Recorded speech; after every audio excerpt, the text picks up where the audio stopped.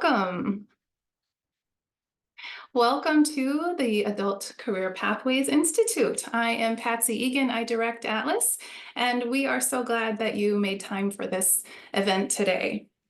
We have been planning this one for a long time, and we're so glad to have this morning and a part of this afternoon to talk to you about all the work that is happening in adult career pathways in Minnesota adult education. There is so much good stuff, and we are so glad to share it with you. We know that your attention is drawn many directions, and we are just honored that you took the time to carve out today to spend with us. And we know that you're in for a treat.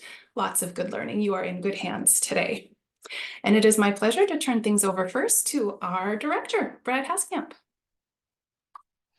Thank you so much, Patsy. Thank you, everyone at Atlas, and thanks to everyone who is participating today and especially presenting today. You really made today possible.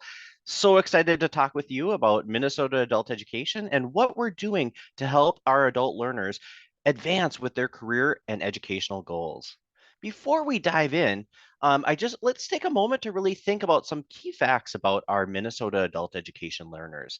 All of this data is from our 2022-2023 data, so July 22 to June 23. Last year, we served nearly 48,000 adult learners, which is great, a huge growth from the year before. And an estimated 50% of those learners are English language learners. That percentage has been pretty consistent over the last couple decades in our system. And of our learners, more than 40% identify as Black or African American, and less than 20% identify as white, which is surprising considering our state demographics. And a really helpful piece of data considering career pathway work is that 59% of the adults that we serve are between the ages of 25 and 44, which would really be considered key working years. So that makes career pathway work so much more important in our system. And the Workforce Investment and Opportunity Act defines certain barriers to employment. In adult education, 100% of the people that we serve have an identified barrier to employment. 100%. That is greater than many of the other title partners and career pathway partners that we work with. That makes our work even more significant and it creates an extra challenge to make sure that we do our work well. Let's go to the next slide here. And how do we do that? How do we see that in our system? There are many ways that our adult education systems that you and your programs help participants meet their education and career goals. Adult career pathways are embedded. I love going to programs and seeing or hearing about, well, a learner can start here in this English language learning class, and we do some career exploration in that class. And then that advances into maybe some pre or Brit like early training programs or pre-training programs that then evolves into an integrated education and training program where workforce training is embedded with career skills and as well as additional academic skills. And with career pathways, integrated education and training, and workplace literacy, there's some great briefs that were produced by the Minnesota Association of Workforce Boards. And thank you for, you can see the links to that in the chat to find those 3 briefs. In addition, with IETs, we have a brand new revised approval process, and you can find the new forms and the instructions on the new process on the mnabe.org site. The link to the specific page is also in the chat. Another way that we help our adult education learners meet their education career goals is through workplace literacy. We see many of your programs going right into the workplace to help employees advance their academic and work skills at the same time.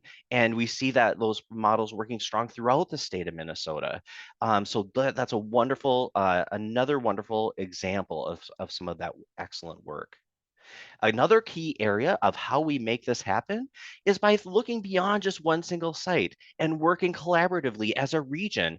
Adult education, we don't do anything alone. We love to collaborate. We are very collaborative, and many of our partners, they think of us as one of their preferred partners to work with and one of the best people to work with because we're so willing and we are so focused on serving our communities and serving our learners. So, one great example I wanted to highlight in Northwest Minnesota is the Regional Online Career Collaborative. And there's a link in the chat there. And that what's lovingly known called ROC. They have a lot of regional programs where one program will offer this career training program, and it will be offered for all students in northern Minnesota. And programs work together to say, okay, in this program we're going to do this. We're going to do maybe a CNA class, and over here, we're going to maybe do a commercial driver's license class. And over here, we're going to do another type of class. And so they work collaboratively to decide who will offer which courses and when, to make a year-round schedule, so anyone, no matter where you are in northern Minnesota, you can participate in that program. It is an excellent example of how our system does its work best. So thank you for that work. And that's not just limited to Northwest Minnesota. Northeast Minnesota is participating in that rock work, and Northeast Minnesota is participating in that work in many ways, with each other. And then Southwest Minnesota has been doing this work really well also. And they've even expanded into other types of programming like distance learning in how they regionally offer their services. And those are wonderful examples of how to build capacity within our system and how we can make sure that there are more opportunities for our learners, and that we can make our programming a little bit more sustainable and can enhance the quality by including people from around the state. So excellent work, everyone. And then we do have some statewide online training courses that some of you are providing, which provide some specific workforce training for certain career areas, and that's an outstanding service as well, and that will continue into the next year. One new thing we're diving into this year, and we'll hear more about this later, is we have some credential specialists, because each of these workforce credentials that we're helping individuals earn, they can be very different, and the details and the rules and the best practices can vary industry by industry. And so it's great to have these credential specialists on hand to really help guide programs and provide some best practices, some professional development, and just some coaching. Let's go to the next slide. And then here, in terms of how do we measure our progress, within the Workforce Innovation and Opportunity Act, we report there are three specific measures that are specific to employment, and they don't just include those that have an employment goal. Every eligible learner that exits our adult education system, they are checked to see, are they employed 6 months after leaving our programs? Are they employed 1 year after leaving our programs? If they're employed, what are their median quarterly earnings? I know it's kind of funny that we have to talk about median quarterly earnings. Who thinks of their wages in quarters? I think of mine maybe paycheck to paycheck, maybe month, or maybe annually, but never quarterly. But that's our federal measure. And as you can see here in our 2023 report, for those actually, and including measurable skill gain, all four of those metrics that are part of the Workforce Innovation and Opportunity Act, we met our targets this past year. So excellent work. And we can continue, and as if you see our 23-24 targets, we're on track to beat those targets as well. So keep up the excellent work that you are doing, because we want to continue to increase. We're not going to be held at these targets, and those are going to be our static targets.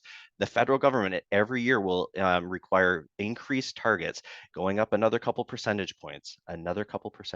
So, but looking at this data, we are meeting our federal targets, and more importantly, we are doing our best to meet the needs of our adult learners and looking for that progress after they leave our system. Let's go to the next slide. So let's dive a little bit into measuring that progress with the federal government in some specific ways. So if for programs offering an integrated education and training program or a workplace literacy program, there are some additional ways that you can measure your progress and get credit for the work for the milestones or the accomplishments of your learners.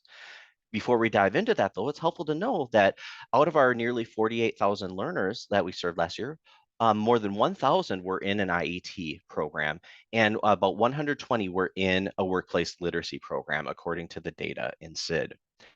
And so that's excellent. We do see a good number of learners there, and I actually anticipate that those numbers for both programs will continue to grow over the next couple of years. And so what are some ways that you can actually measure that progress beyond the traditional measurable skill gains in employment. So there's what we call MSG3, measurable skill gain 3, measurable skill gain 4, and measurable skill gain 5. And those three skill gains, so measurable skill gain 3 is that a learner in an integrated education and training program earns post-secondary credits, up to 12 post-secondary credits, 6 to 12 post-secondary credits. When they accomplish that, that counts as a measurable skill gain under MSG3. With MSG4, this is especially for workplace literacy programs. This is when you work with an employer and you define your milestones at the beginning. Like, here's what the employer says, this is what we'd like our employees to be able to do by participating in this workplace literacy program. And if you define the metrics with that employer and define and determine how you're going to document that progress, or more importantly, how the employer is going to document that progress, if you get that accomplishment or that evaluation from the employer, and they say, yes, they met that employee met that milestone, then you can count that as an MSG4, progress towards milestones. Some examples of that could be passing a North Star digital literacy test. It could be the employer wants the individual to be able to read some specific technical manuals or perform a specific task on site that involves some literacy and some contextualized learning. So it can really be, those milestones can be highly contextualized for that specific workplace literacy program.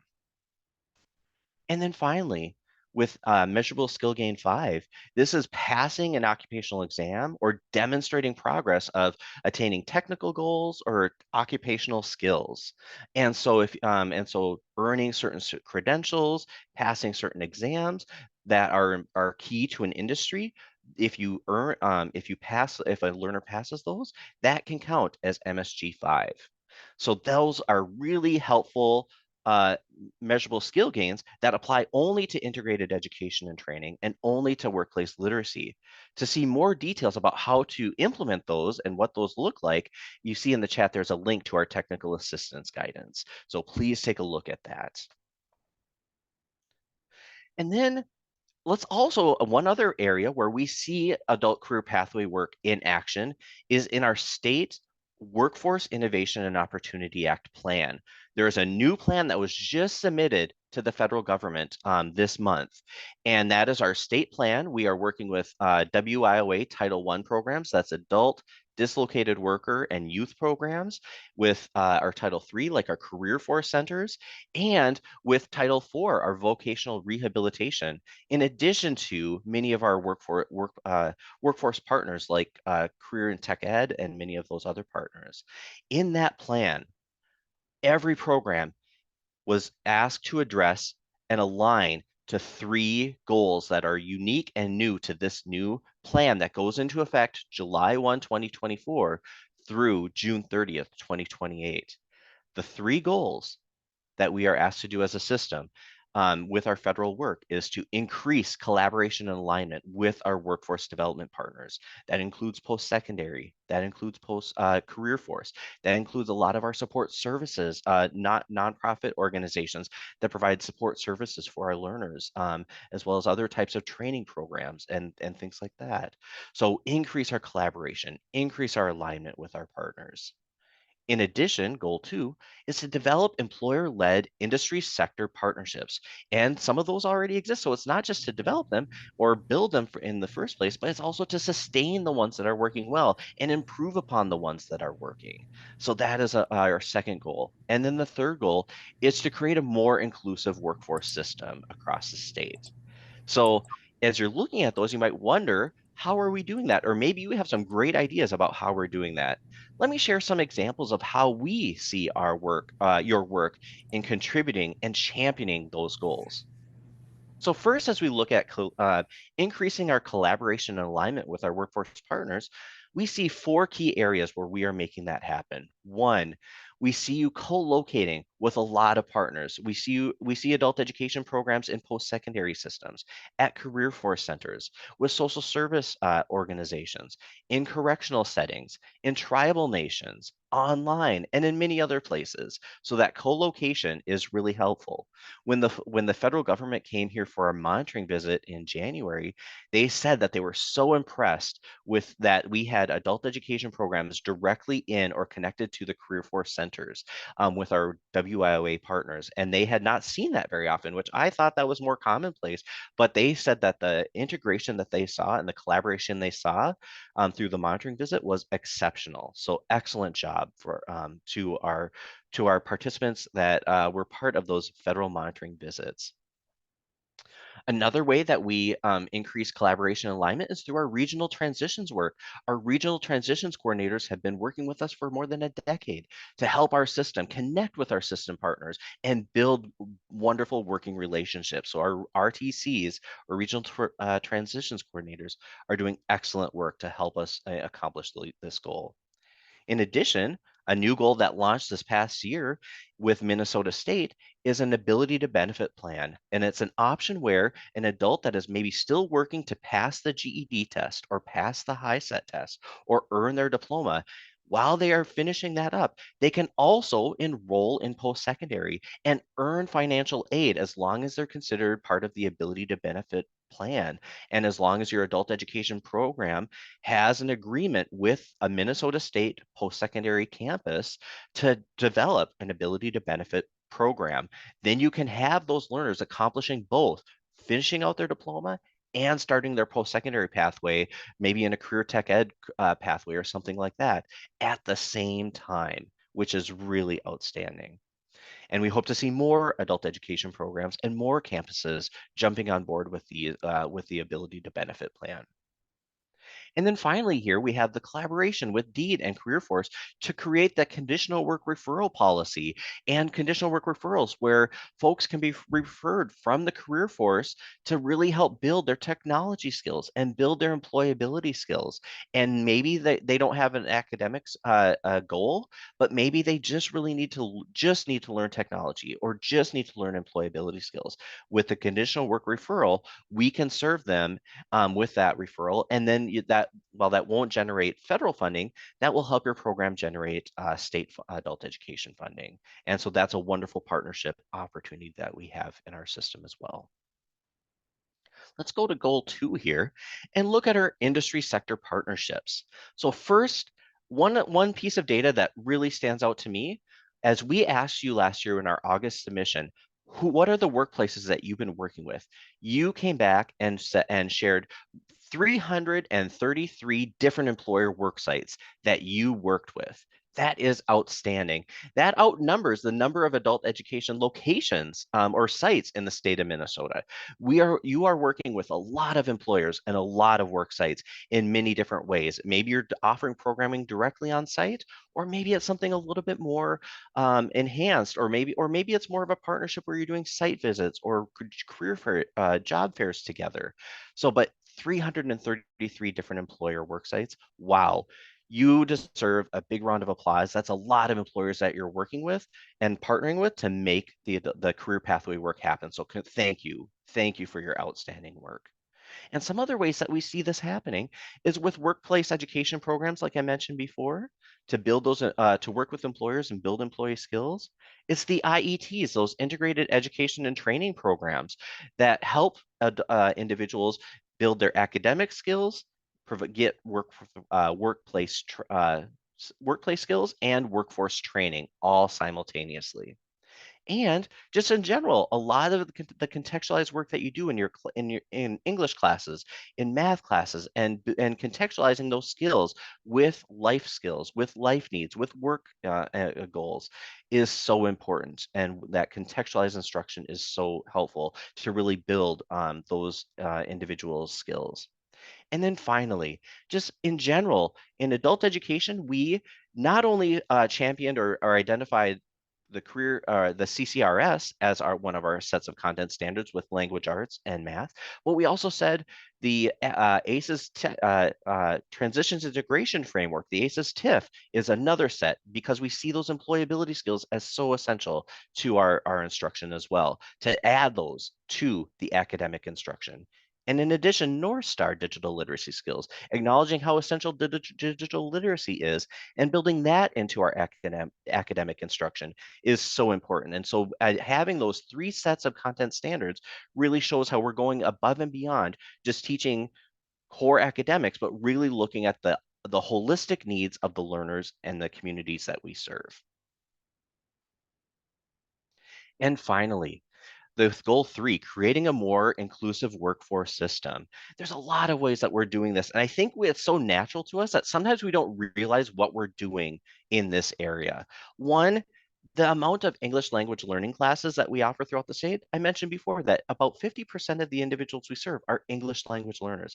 That is a very high number compared to a lot of other educational systems and industries. That is outstanding. And that's a key way where we are creating a more inclusive workforce system. In addition, we don't just look at the individual's immediate academic needs, but we think bigger term, we think longer term, we think we think about wraparound services, support services, and we connect individuals to those support services because we realize if basic needs are not met, they're not going to be learning in class. They're not going to be coming to our sites. They're not going to be able to engage and build if they are really struggling to meet their basic needs. And so we acknowledge the need to connect with those support services, and that work that you do there is so important for our adult learners. And finally, we have a grant about racial equity in adult education that is just, we had our first 3-year grant, and now we're about to launch into a second 3-year grant this summer. And this grant will help us continue to identify issues in our adult education system that we can improve upon, help analyze the data of our system to think about where are we strong, where could we be better. And so I think that really helps us also long-term create a more inclusive workforce system. So all of that is a lot. You are doing a lot in this area, and I am so thankful. All of us at the Minnesota Department of Education are so thankful for the work that you do. You create so many opportunities for adults around the state to build skills, to become better and more educated workers, more prepared workers, to be more engaged in the communities in which we live, and to more effectively serve their families and be educators for their families, maybe for their children or for other loved ones. And so this work is just more than one person that we serve. It has an entire community effect. So thank you all for everything that you're doing, and thank you all so much, and keep it up. And I look forward to seeing you out at your sites as soon as I can. With that, I'm going to pass it over to Patsy. Oh, before I do that, I also just want to mention, if you have any questions, please put them in the chat, and I'll do my best to address them in the chat. But thank you all very much. Thank you. Well, I am so grateful to Brad and everyone at MDE. We are in a very fortunate place at Atlas to have such a wonderful and collaborative relationship with our state office. That is not always the case. We were again reminded of that this year as many of us were able to go to COABE at how positive and collaborative our relationship is with our partners at the Minnesota Department of Education. We work very closely with Brad and Astrid and Julie, and we are so fortunate to have that kind of relationship where we were put together professional development like today with you all, and we are so glad to be in that place. We are also very fortunate at Atlas to have a new staff member this year, and if you have not yet had a chance to meet Carly, we hope you get to soon, and you'll get to meet her virtually in a moment. Carly is our new Atlas Transitions Coordinator, and with the beginning of Carly at Atlas, we now have someone whose job it is to really focus on transitions work, all things career pathways, IET, ACES, TIF, all the things related to work. And it has long been a dream of ours to have someone whose work it is to deal with literacy, numeracy, and now career force, career work, and IET and ACEs, TIF. So all things transitions fall into Carly's bucket. It is a big bucket indeed. And so thank you, Carly, for doing this important work. Carly has been in ABE since 2005 and worked for a long time in county corrections. Currently, Carly is a regional transitions coordinator. Brad mentioned the importance of that work. She represents the East Metro area. Currently, she serves on Ramsey County Workforce Innovation Board, so she also brings that level of expertise, and she coordinates 2 online statewide career pathway courses. So not only does she work for Atlas, she also continues her work in the classroom in a program. So with that, I will welcome Carly to tell us more about today and about the work and these amazing credential specialists that we've been able to bring into the fold. So thank you so much for being part of Atlas and for moving this key work forward. Good morning, everyone. Thank you very much. And thanks, Brad, for that pep talk. That's what I needed this morning. When we're coming together, we're connecting and sharing practitioners. I was thinking about something as you were speaking, Brad, and it was that sometimes this work can be kind of isolating. I've worked places where maybe I was the only one doing career pathway work, or I was the only one doing navigation services. And that's just kind of hard to work in a void and not be able to kind of bounce ideas and hear from others. And so that's what events like this are really about. Getting together, sharing knowledge, and hearing from people in the field, because we are just so fortunate in Minnesota to have amazing people working in adult education and adult career pathways. And I have several of those people, several of those superheroes among us that I want to introduce you to if you haven't already met them. And the title we're calling them is Credential Specialists. You're going to meet a credential specialist in food protection manager, certified nursing assistant, and community interpreter. And those are the 3 that we're working with right now. And we hope soon to have more credential specialists in the future. The folks that you're going to meet today have a wealth of experience in adult education. And I counted it up at my desk the other day. There's over 57 years working in adult education. So again, just the depth of knowledge is an amazing resource that we get to tap into. So what is a credential specialist, right? Besides being a superhero without the cape, these are people who are going to help share all of this information and details about credentials. Brad was mentioning some of the details that there are. Where is the curriculum? How do you take the test? How do you relicensure?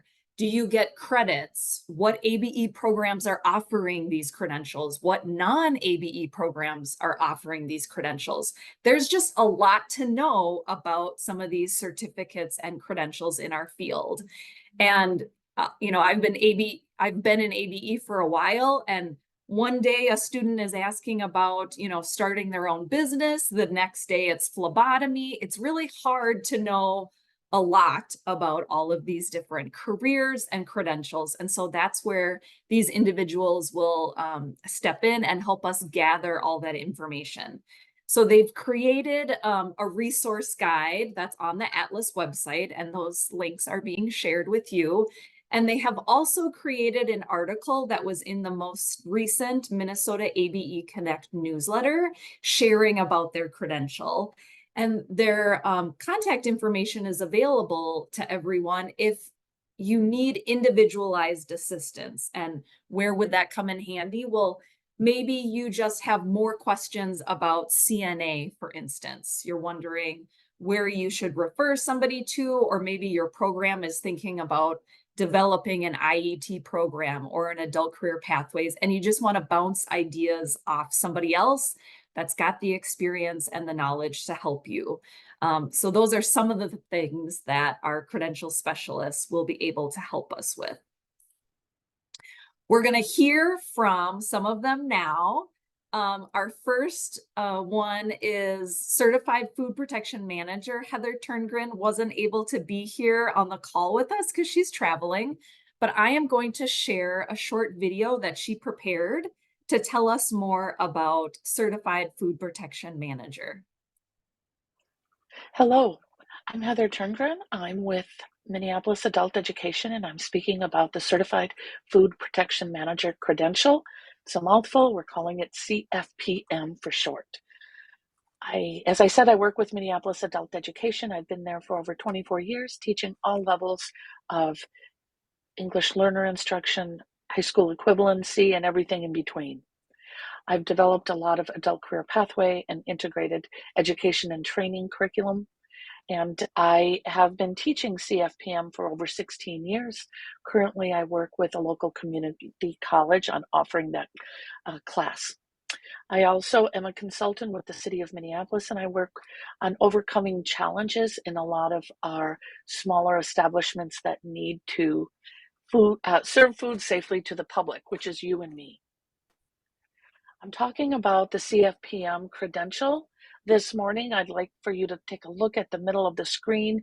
You'll see that credential. It's issued by the state of Minnesota Department of Health. The CFPM credential is based on the content that comes from a national Food and Drug Administration, FDA food code that's updated about every 2 or 3 years, depending on what science is noticed. Public food safety. It's a credential, as I mentioned, issued by the Minnesota Department of Health. It's needed in any operation that serves food to the public. And I want you to think about making it as part of your ACP or IET. So the CFPM could be part of your programming, and the reason why is everyone needs to eat. It's not an industry that will go out of style. Food is what we need. Also think about free lunches that are now part of every school district. You could be partnering up with your local community school district in certifying their staff. And it also is a way to support formerly incarcerated individuals and individuals who are navigating their documentation status, because there's not this extensive background check as might be needed in other career sectors. Also, it helps for those entrepreneurs who want to open their own business, like a restaurant or food truck. Think about the potential partners that you could work with your adult career pathways or IET. Restaurants, we think about restaurants and food trucks, fast food, fine dining, but don't forget those cafeterias in large establishments or school lunchrooms or even college campuses. Any coffee shop, those larger sports venues, any place that food is being served to the public needs to have this credential. But don't stop with just restaurants. Think about care facilities, care centers, nursing homes, group homes, long-term care facilities. Child care centers need to have someone on staff, as well as places of worship if they're serving food to the public. We are an agricultural state, so think about food manufacturers like bakeries and grocery stores, but also frozen food companies. Food shelves need to have someone on staff with this credential. The CFPM credential process is a 3-course meal. First, we do the training course, and that's offered by a lot of adult basic education programs. Usually it's around 40 hours of instruction so that students can learn the content and move to the second course, which is taking the exam. There are 10 different exam companies that are approved by ANSI, which is the company that approves all of these exams, and then students receive a certificate when they successfully pass the exam. They take that certificate, apply to the state of Minnesota to receive the CFPM credential. That process takes maybe 2 or 3 weeks to get the credential delivered in the mail to the house. ANSI, as I was mentioning, is the credentialing agency that oversees all of the exams. That's the American National Standards Institute. The Minnesota Department of Health recognizes 10 different companies that can deliver the content in the exam.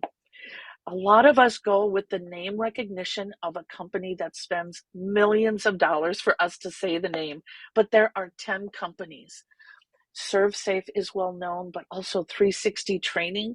I really recommend you check those different companies to find different levels of language that are on the exam that will help and support your learners to pass the exam successfully. The exam costs vary by those 10 different companies. I find the average is around $38. Now that's to take the exam. Students will have to pay to earn that credential from the state, and that's $35. So think about that initial CFPM credential. It's valid for 3 years once students have received it from the state of Minnesota. So those of you who use ServeSafe, once you earn that certificate, that's not what is needed. You need to go to the next step and apply for the credential issued from the state of Minnesota. It's valid for 3 years. We need to submit that successful exam completion certificate by one of the companies within 6 months of passing the exam. And then every 3 years, I must renew my credential.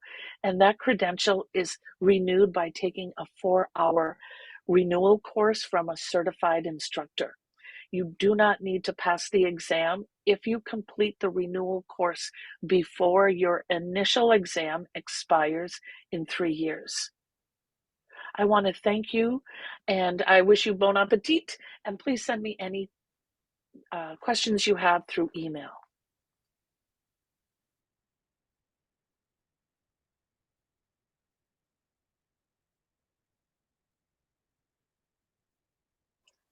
Hello, I'm Heather Turngren.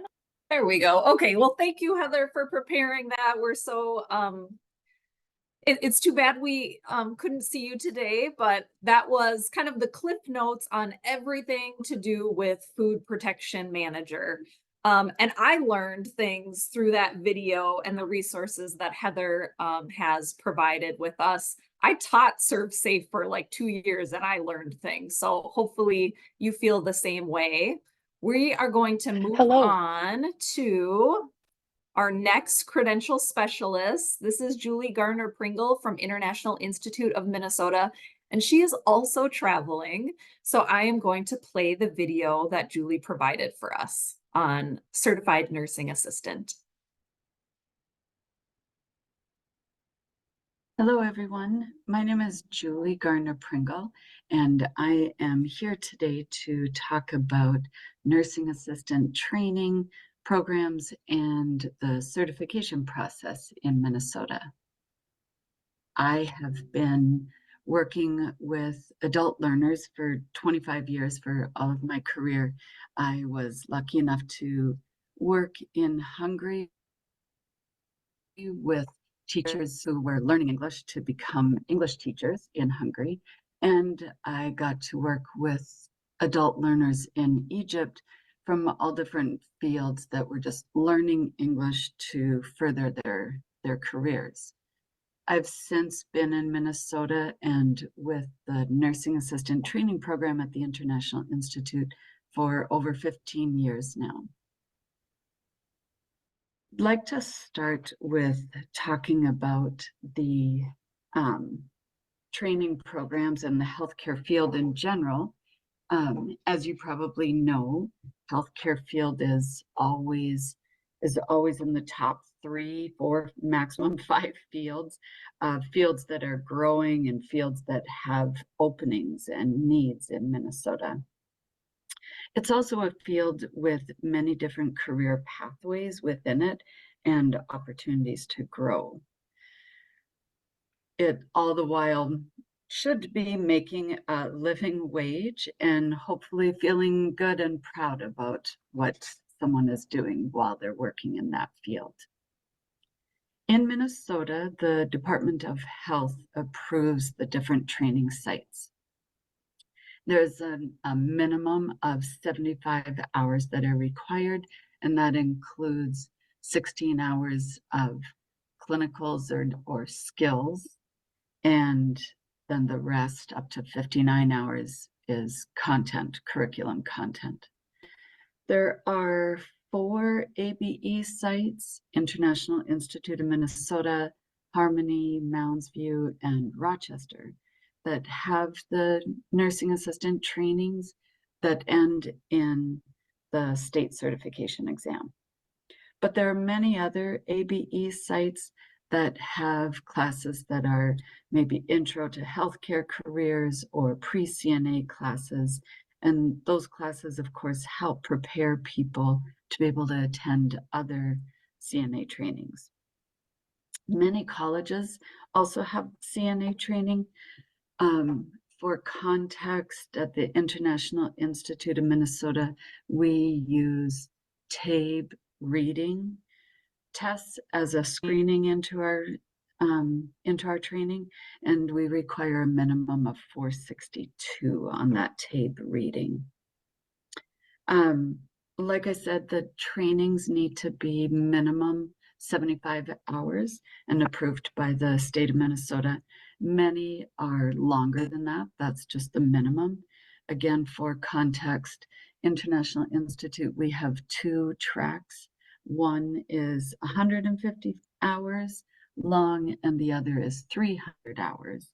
And that really is mostly dependent on the TABE score, and we also do one-on-one interviews with people. So once someone has finished the training at either an ABE site or college, community college, many community colleges have them as well, you can go and take the state certification exam. Right now it's only available in English, but there is an audio choice to be able to do that test. It's reading and having it read to you and can be listening to it. So there are 2 parts. There's the skills portion.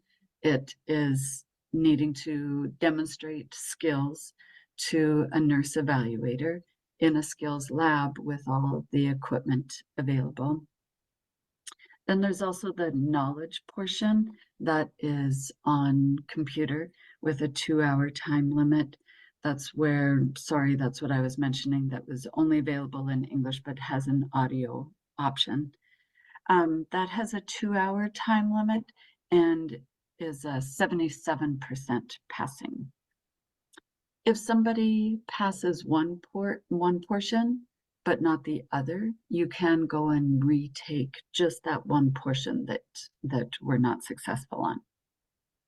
We have 3 chances on the skills portion and 4 chances on the knowledge portion.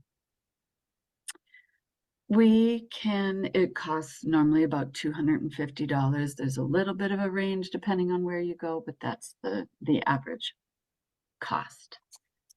Once someone passes both parts, you will be automatically on the registry. So Minnesota Department of Health automatically puts somebody on the nursing assistant registry once you have passed both parts. This can take a few weeks, but you can actually start to apply for jobs right away. The email confirmation of having passed both portions is actually sufficient when at employers and applying for jobs. The certification expires after 2 years. The requirement within those 2 years is to only work 8 hours as a nursing assistant. Most workplaces, if you've been working there for a while, they help with the process of renewing the certification. It's one form that needs to be sent into Minnesota Department of Health, showing that someone has worked. I am available. I think that my contact info is going to be shared, and I'm certainly available for any questions. Thank you very much.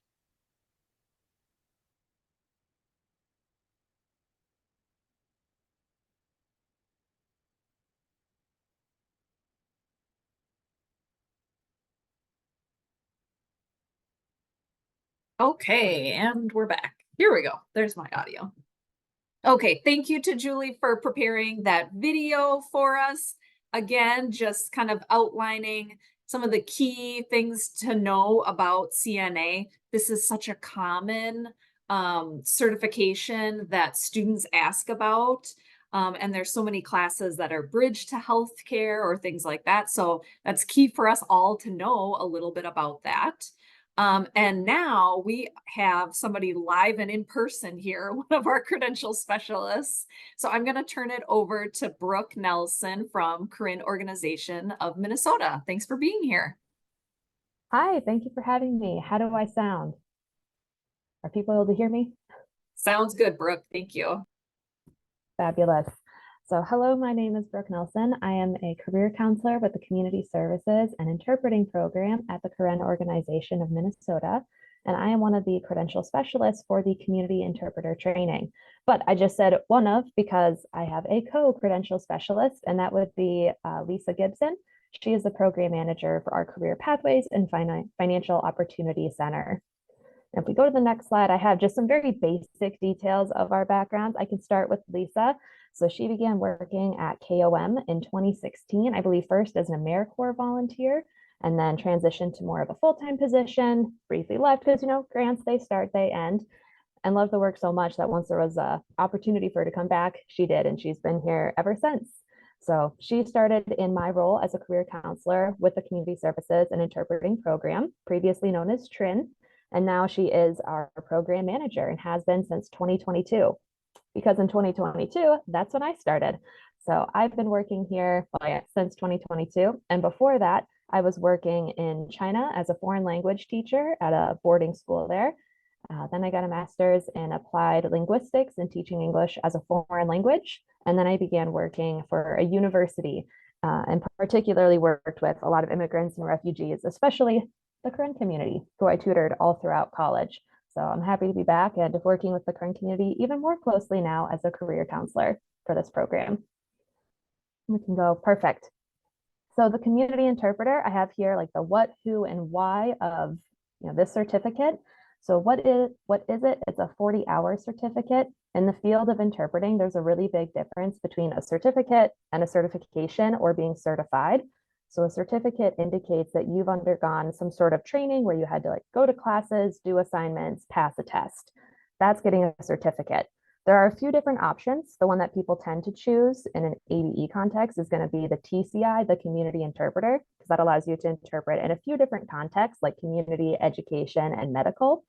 There are some other subfields like refugee resettlement, faith-based, but broadly it allows you to interpret in a lot of different settings compared to other certificates, which are more like niche specialized. So that's just the certificate. Being certified is the next step. First, you get the certificate, then you can do a specialized certification. That could be like medical certification, and those would be with organizations like CCHI or NBCMI. Or else you can get court certification, and that would just be through the Minnesota Court Interpreter Program. So it's the 40-hour certificate is kind of the first step. That's where you get the training. And during that training, you learn the ethics. So they use the NCIHC Code of Ethics.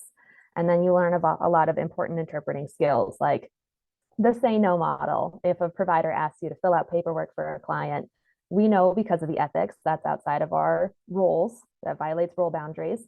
But how do we negotiate that conversation with the provider? So it provides a lot of those essential knowledge of ethics and then skills to put those ethics into practice.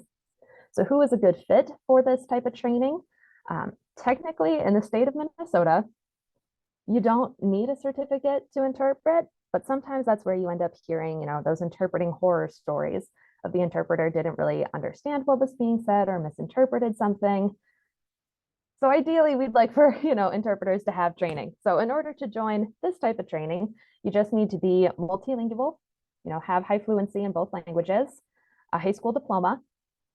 You need to be an adult, at least 18 years old. And an interesting point is you do not need to necessarily be literate in both languages.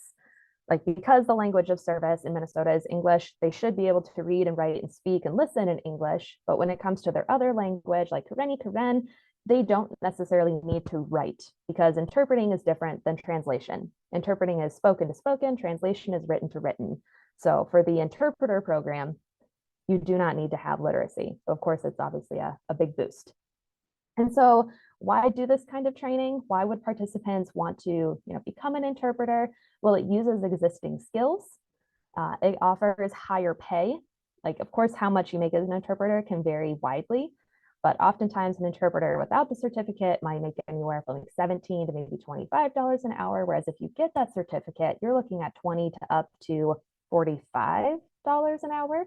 So offers higher pay and has flexible hours, because most early career interpreters are going to be contractors. So instead of finding part-time or full-time work with consistent hours, instead it'd be appointment based. You work with an agency or maybe even a hospital. They let you know if there's an appointment coming up, you accept or decline it. So lots of flexibility, really great for those who are balancing care responsibilities. But that, of course, leads to the downsides. It's inconsistent hours. So if you are wanting something consistent, there are full-time and part-time jobs, but usually you got to have a few years of experience before you can get those. It's mostly contracts. That means you're going to have to learn more about saving, setting aside money to pay taxes at the end of the year, because the agency and hospital won't do that.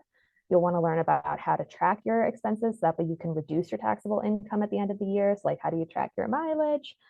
How do you write off any business expenses, any courses that you decide to take, that kind of thing.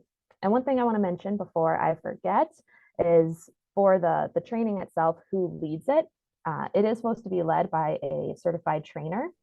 So the actual training itself is not so much done by the ABE program, but instead by a certified trainer. That leads us to the next slides of how does this training that already has like a certified instructor, how does it pair well with ABE? Because ABE teachers are really able to fill in a lot of those gaps. The training only covers ethics and skills of interpreting, but there's so much more beyond that. So ABE teachers can help with things like language development. Working on continuous language improvement is so important as an interpreter, because you're kind of expected to be an expert in every situation you walk into. And I can certainly say that if I walk into, a pediatrics appointment, they're going to use so many terms that I've never heard of, and I'm a native English speaker. So it's important as an interpreter that you can continually develop those skills, and ABE is proven to be incredibly skilled at teaching how to do that. And especially post-COVID, digital literacy is becoming more and more and more important for interpreters. And unfortunately, not everyone's had exposure to digital literacy classes and opportunities. So using programs like North Star Digital Literacy have been hugely impactful for students. And of course, ABE teachers can add more opportunities to practice inside and outside of class. I am not currently at the office. We are offering experiential learning day where we go to a local food shelf and volunteer as interpreters. And that's exactly what ABE can do. Leverage partnerships with other agencies, social services groups, and help their interpreters get some experience. Now, I have to give a shout out to our fabulous ABE teacher, Belinda Jones, over at Roseville Adult Learning Center, who taught me this idea, connectivism. This learning theory that we're not just these collectors of knowledge, but instead we're all little nodes of knowledge, and we want to connect with each other and connect with different resources. That instead of rote memorization, we just need to be able to know who and what we can consult to learn things. And that is so important with interpreting, because there's so many different areas of knowledge that you might need to acquire depending on where you're going. Like, what's an individual education plan? That's particular to the education context. Where can you find that? So teaching students how to collect resources, especially digital ones, without losing them, that's hugely important. Showing them like, where are different glossaries? Where are some cool articles that you can read about different topics? What are the different webinars and courses out there? And it also teaches how to network. So we've included a lot of networking opportunities within our current training. So we get to network with our classmates. We have dedicated time in the beginning where we're talking with each other about our experiences, sharing opportunities with each other. We have working interpreters come visit the class, and same with employers. So that way our interpreters can learn from them. And oftentimes we have the most engaging, interesting conversations that we didn't really plan on. Like, one of our human services partners came, and the conversation ended up completely going into a different direction about how to negotiate your rate. I didn't really expect that with a human services partner, where it's not contract work, but that idea of negotiating your wage was something students were clearly interested in. So great opportunity there just to further explore opportunities and conversations. And of course, bring in professional organizations, connect clients with opportunities that would allow them to further upskill and build those networks. So that connectivism has been really kind of like an underpinning theme in the class.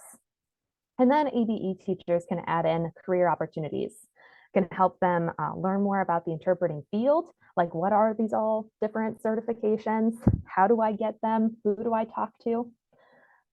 Can learn more about the positives and drawbacks. Sometimes students only see those full-time jobs and they kind of have a skewed ideas to what the field looks like. So it's an opportunity to have some really honest conversations. One that we had was the Minnesota Court Interpreters had a work stoppage this past spring. So we had one of those interpreters come visit the class and talk about that. Very, very awesome conversation to have.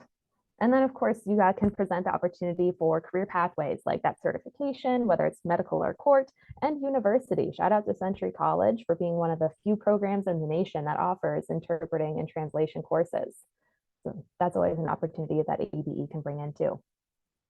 I think that's the end of my slides. I've rambled quite a bit, but thank you. No, my goodness, Brooke, I learned so much, and I'm like, I would love to work with an interpreting program. This was great to hear, and thank you for being here in person. That was awesome.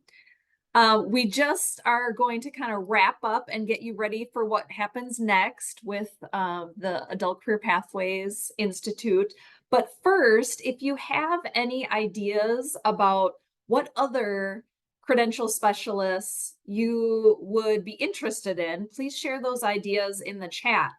Maybe it's an IT certification, maybe it's trade, construction. Feel free to share what would be helpful for you in the chat.